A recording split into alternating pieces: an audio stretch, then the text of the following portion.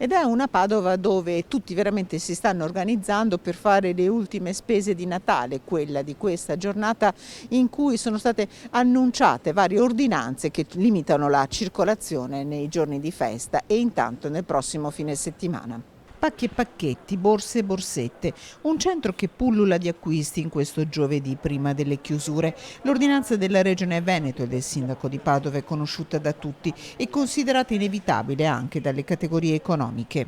L'ordinanza del Comune di Padova non ci stupisce perché dopo quello che è successo nello scorso fine settimana un po' tutti avevano lanciato un po' l'allarme e quindi di fatto c'è questa ordinanza. Tra chi passeggia in centro anche una coppia di turisti di Reggio Emilia. Siamo venuti a dare un'occhiata.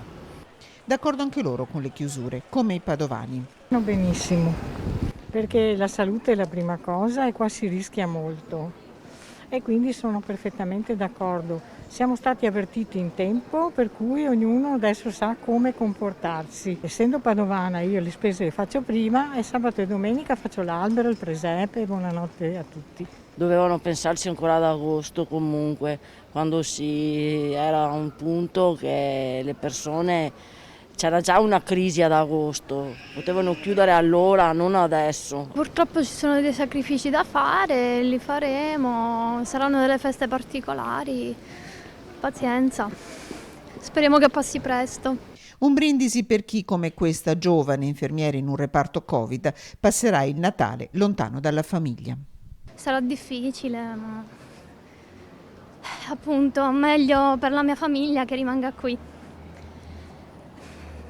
Come si vive in questi giorni, visto che lei appunto lo sta vivendo proprio in prima linea? Purtroppo c'è tanta paura, i pazienti in primis perché ovviamente arrivano impauriti, non sanno cosa aspettarsi.